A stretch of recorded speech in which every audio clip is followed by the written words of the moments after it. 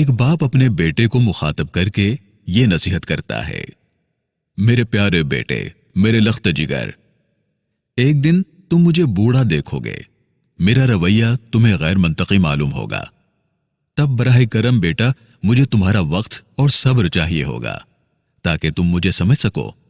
جب میرے ہاتھ کانپیں اور میرا کھانا میرے سینے پر گر پڑے اور جب میں کپڑے نہ پہن سکوں، تب گزرے ہوئے سالوں کو یاد کرنا جب میں تمہیں وہ کچھ سکھاتا تھا جو میں آج نہیں کر سکتا۔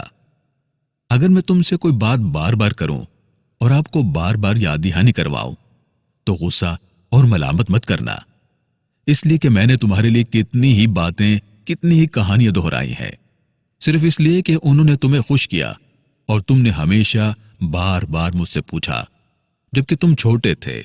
معذرت، اب مجھے رکاوٹ نہ ڈالنا۔ اور دیکھو، اب اگر میں دکھنے میں خوبصورت نہیں رہا یا مجھ سے تمہیں مہک نہیں آتی تو مجھ پر الزام مت عائد کرنا، اور یاد رکھنا جب میں جوان تھا تو میں نے آپ کو خوبصورت اور خوشبودار بنانے کی بہت کوششیں کی تھی۔ اپنی جوانی میں میری لا علمی اور کم فہمی پر مت مسکرانا، بلکہ تم میری آنکھیں اور دماغ بن جانا تاکہ جو چیزیں مجھ سے رہ گئیں میں انہیں پا سکوں۔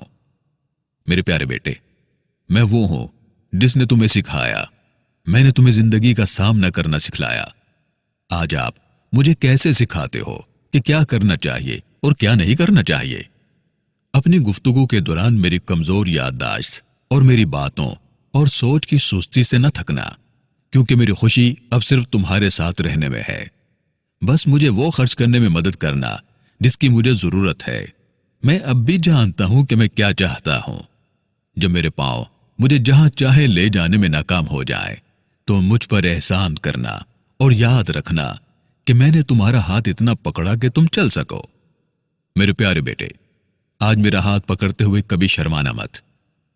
کل تم کسی کا ہاتھ پکڑو گے اس عمر میں جانتا ہوں کہ میں آپ کی طرح زندگی کے قریب نہیں آ رہا ہوں، لیکن میں مرنے کا انتظار کر رہا ہوں۔ میرے پیارے بیٹے، میرا ساتھ دینا، میری مخالفت مت کرنا۔ جب آپ کو میری کچھ غلطیاں یاد آئیں تو جان لینا کہ میں نے ہمیشہ آپ کے بہترین مفادات کے علاوہ کچھ نہیں چاہا، اور یہ سب سے اچھی چیز ہے جو آپ ابھی میرے ساتھ کر سکتے ہو، میری لغزشوں کو معاف کرنے کے لیے اور میری خطاؤں پر پردہ ڈالنے کے لیے۔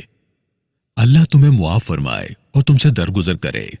بیٹا، لوگوں کی باتوں میں آ کر مجھے بھول نہ جانا، مجھے وقت دینا نہ چھوڑ دینا، اپنی بیوی بچوں میں اس قدر مشغول نہ ہو جانا کہ میری جوانی، میری زندگی، میری محنت سب کو بھول جاؤ۔ بیٹا، آپ کی ہنسی اور مسکراہٹ اب بھی مجھے اسی طرح خوش کرتی ہے جیسے جب میں جوان تھا۔ مجھے اپنی صحبت سے محروم نہ کرنا۔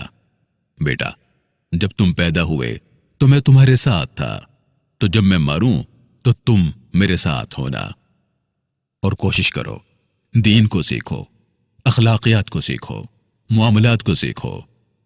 دیکھو، میں یہ چاہتا ہوں، میری یہ خواہش ہے کہ جب مجھ پر نزع کا عالم طاری ہو، جب میرا وقت آخر ہو، تم میرے پاس ہو، میرے سرہانے قرآن مجید کی تلاوت کر رہے ہو، سورہ یاسین کی تلاوت کر رہے ہو، اور جب میں مر جاؤں تو مجھے تم غسل دو، پیار سے، محبت سے، اور پھر میرا جنازہ بھی پڑھاؤ، اور پھر مجھے قبر میں اور لحد میں اتارو، پھر وہاں بیٹھ کر میرے لیے تلاوت کرو، میرے لیے مغفرت کی دعا کرو۔ بیٹا، جو تم آج اپنے باپ کے لیے کرو گے، کل تمہارے بچے تمہارے لیے کریں گے۔ اور میرے پیارے بیٹے، میرے نور نظر، میرے لخت جگر، قبر میں دفنانے کے بعد مجھے بھول نہ جانا۔